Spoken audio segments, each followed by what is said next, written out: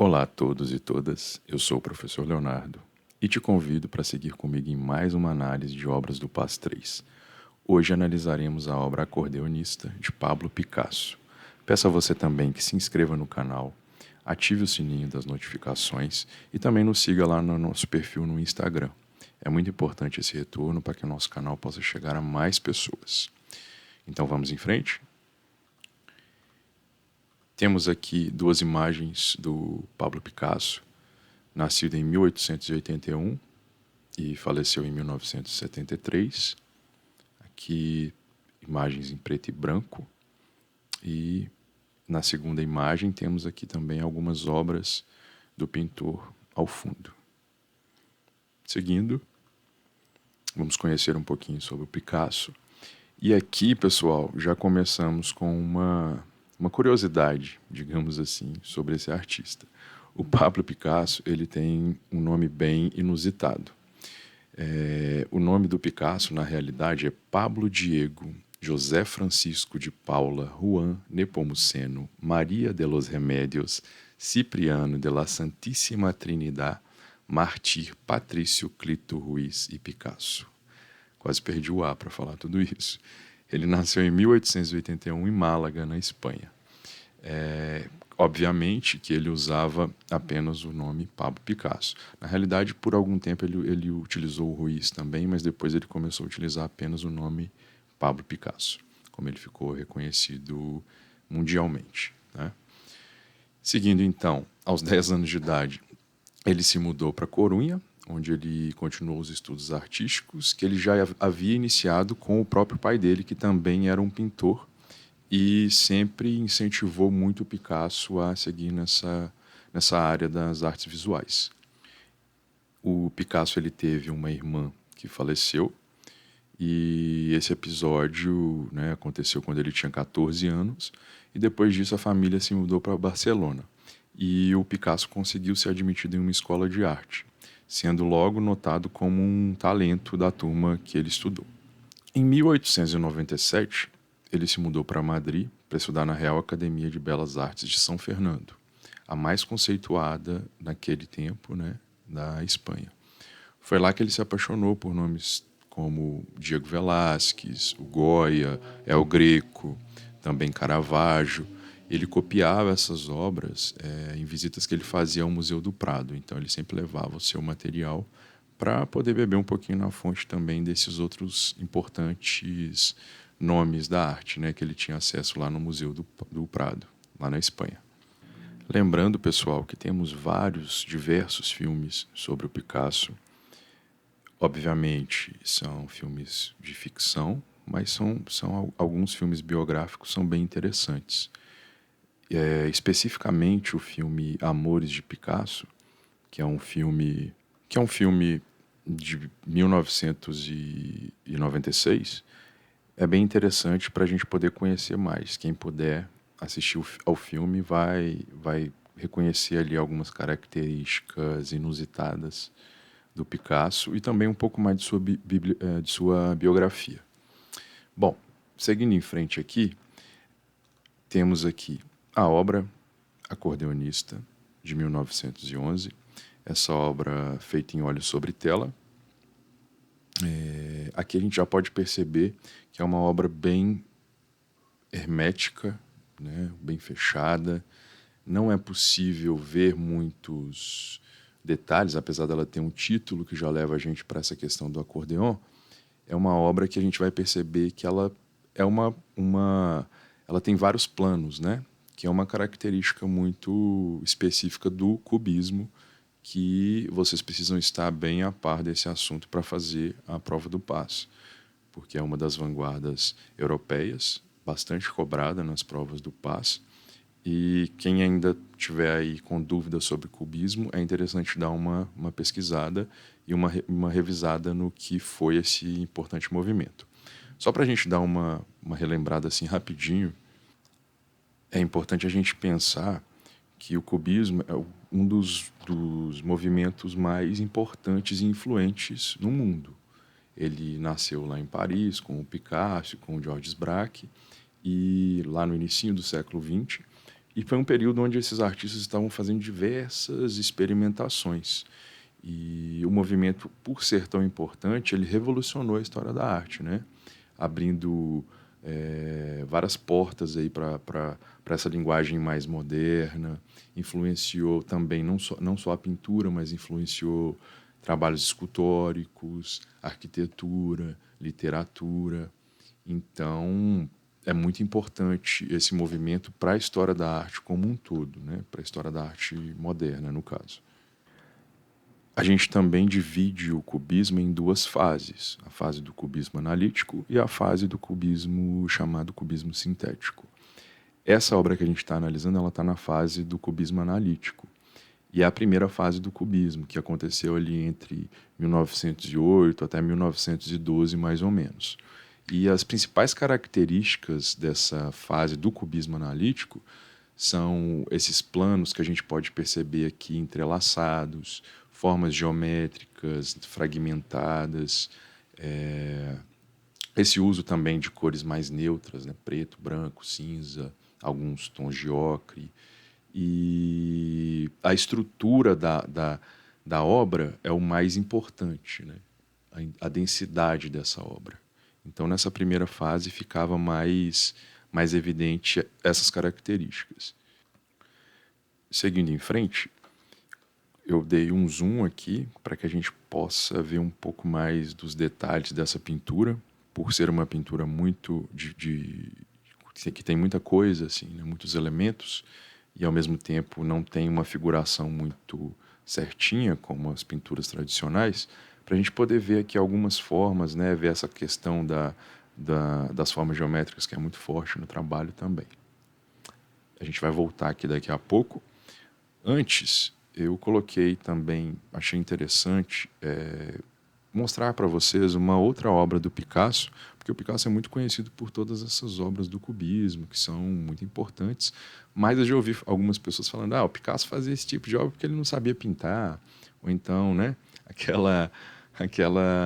aquelas críticas assim de pessoas que querem, sei lá, desmerecer um pouco o trabalho do artista. Então, eu coloquei aqui uma obra mais clássica do Picasso, que ele pintou lá em 1897, quando ele tinha apenas 16 anos. Então, a gente percebe aqui que ele inaugurou o cubismo, não porque ele não sabia pintar e ele era um artista com menos técnica que os outros, mas porque foi um momento de experimentações.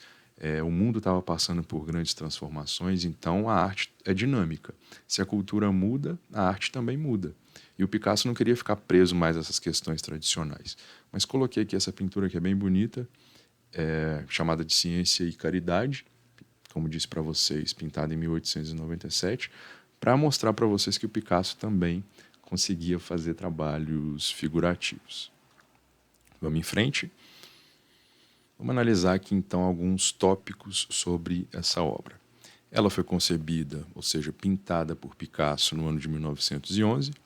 A intenção do Picasso era desconstruir, fragmentar ao máximo a imagem, deixar apenas as estruturas mais básicas da composição aparente. Como eu disse para vocês, existiram duas fases do cubismo, o cubismo analítico e o cubismo sintético. Então a gente pode perceber que existem algumas diferenças também entre o cubismo analítico e sintético. Eu não entrei aqui muito na questão do sintético, mas vou falar dessas diferenças, porque é importante para vocês também analisarem aí com mais profundidade a obra. Se o cubismo analítico ele estava buscando, essa que é a obra aqui, né, que a gente está analisando, se ele estava buscando fragmentar um objeto, diferentes pontos de vista desse objeto, vou voltar aqui na obra, para que vocês possam visualizar. Pronto. Se o cubismo analítico estava buscando fazer isso que eu falei para vocês, fragmentar o objeto, diferentes pontos de vista, o cubismo sintético ele achatava a imagem e varria os traços do espaço tridimensional. Aqui, nessa obra especificamente, o Picasso queria fazer com que ela fosse observada em diversos ângulos diferentes, adquirindo um caráter mais bidimensional, né? Não apenas o caráter, uma obra achatada. Essa é a principal diferença entre o cubismo analítico e o sintético. Como eu disse para vocês, é possível enxergar diversas formas geométricas, realçadas por contornos e sombras. São utilizadas cores neutras e de tons escuros. Cores neutras, podemos observar aqui tons escuros, cinza, preto, alguns tons de ocre, deixando evidente que é uma obra monocromática. Que é interessante também a gente saber, porque isso é um recurso visual muito falado também em avaliações, em provas, né, que é quando a pessoa utiliza vários tons de uma mesma cor. Aqui não é totalmente monocromático por ter algumas outras cores, mas a estrutura a gente pode falar que ela é monocromática. Nessa obra, o Picasso usou um recurso que é interessante, que é chamado de visão simultânea. O que é isso? É um recurso que é utilizado para analisar as diferentes perspectivas de um único objeto ou de uma única figura. Como no caso acordeonista, o acordeão a gente sabe que é um instrumento, né? É um instrumento musical de origem alemã. Então, aqui a gente consegue perceber alguns recortes assim, porque uma coisa interessante, pessoal, do cubismo é porque eles separavam meio que como se fossem cubos mesmo, né, a composição da obra. Então aqui a gente consegue ver como se essa obra fosse fragmentada em cubos, em formas geométricas. Então é interessante a gente perceber isso na pintura do Picasso. Creio que aqui a gente possa conseguir ter uma visão um pouco melhor do acordeonista. Podemos observar aí um pouquinho mais. Bom, o mais importante, como que essa obra pode cair no paz? Lembrando sempre que todos os tópicos que eu coloco nessa última parte são retirados da matriz do paz. Então a gente pode pensar que o paz é sempre uma prova interdisciplinar, como eu sempre falo aqui para vocês. A gente não pode ficar preso só às questões da arte. O paz tem uma característica muito interessante de ser interdisciplinar. Então a gente pode estar falando aqui do cubismo e ele querer falar de algum aspecto histórico dessa época, né? A gente está falando ali do cubismo analítico, a gente está falando ali de 1900 inicinho do século XX, né? A gente está falando de 1910, 1912. Então o que aconteceu? O que aconteceu nessa época, né? A gente tem aí diversos acontecimentos que vão permear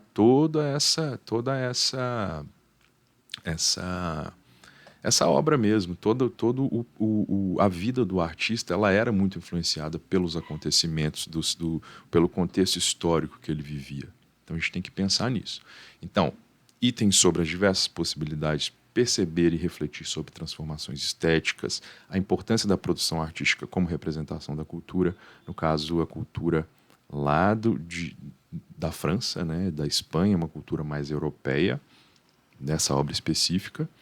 Reflexões sobre a produção das artes visuais em diferentes gêneros, tipos e suportes. Gêneros, tipos e suportes. Vocês vão ouvir falar sempre bastante desses termos, porque é a diversidade ali de como o artista produz a sua obra. A gente já analisou outras obras aqui, que a obra nem existe em si, a obra é construída. Por exemplo, uma instalação.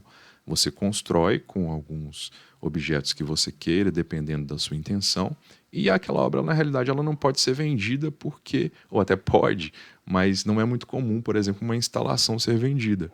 Por quê? Porque uma instalação ela é para ser vivida pelo público. Ela não tem ali um valor de mercado como arte, assim, né, como as pinturas, com essa arte mais clássica mesmo. Então isso tudo estava também em constante mudança, porque até então a pintura ela era muito valorizada e geralmente a pintura mais acadêmica.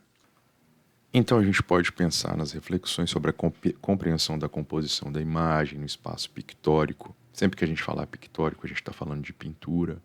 A percepção da composição e da organização dos elementos da linguagem visual. Quais são os elementos da linguagem visual? Ponto, linha, etc. Na produção dessas obras de arte. Então tudo isso, a percepção da composição, a organização desses elementos, a gente pode pensar que o passo pode cobrar na avaliação. Além disso, a análise sobre as vanguardas europeias, nesse caso específico, o cubismo, que, como eu disse para vocês lá no início desse vídeo, é um movimento que revolucionou a história da arte e é muito importante e influencia pessoas até os dias atuais. Vamos voltar na obra um pouquinho para a gente falar um pouco sobre essa questão geométrica aqui, mais um pouquinho. Então analisem aí. O cubismo ele consistia muito em representar essas figuras, né, em formato de triângulos, como eu disse para vocês, de cubos, de quadrados. E a intenção do Picasso e dos outros artistas que também fizeram parte desse movimento cubista era montar uma imagem multifacetada, deformar essa realidade que as pessoas conheciam, quebrar com a questão do academicismo, aquela obra toda estruturada, com claro e escuro, profundidade, né? Muito estruturadinha ali, figuração de pessoas, personagens. Então ele tentava representar no plano uma figura, às vezes em duas dimensões, às vezes em três dimensões. Então a gente tem a ideia que esse objeto aqui pode ser apreciado por todos os lados, por todas as suas faces, todos os ângulos, de frente, de lado, e causa essa sensação de volume também que a gente consegue perceber aqui bastante forte na imagem. Lembrando que se você está estudando para fazer as provas do passo, você vai ter que saber bastante sobre o cubismo e sobre as fases. O Picasso também ele teve outras fases da obra dele. Ele foi um artista que produziu muito, muito, muito, muito. Então ele teve a fase rosa, a fase azul, tem várias características. Ele trabalhou com cerâmica também, algumas esculturas. Então é importante pesquisar sobre tudo isso, porque isso vai permear e também vai ser ali um ponto de partida para outras vanguardas europeias que viriam pós-cubismo. Não tem como dizer que elas não foram influenciadas pelo cubismo, que foi um movimento muito inovador da época. Tá bom? Mais aqui uma olhadinha nesse zoom. Eu espero que esse vídeo tenha ajudado vocês a entenderem um pouquinho mais sobre essa obra. Creio que falamos sobre as principais características dela. Caso você tenha gostado desse vídeo e queira nos ajudar também na divulgação do nosso canal, eu peço a você que compartilhe esse vídeo, deixe o seu like aqui para nos dar aquela força e fique de olho aqui nas notificações do canal, porque sempre estamos postando novos conteúdos aqui para vocês. Tá bom? Até a próxima, nos vemos na próxima análise de obras do Paz. Tchau.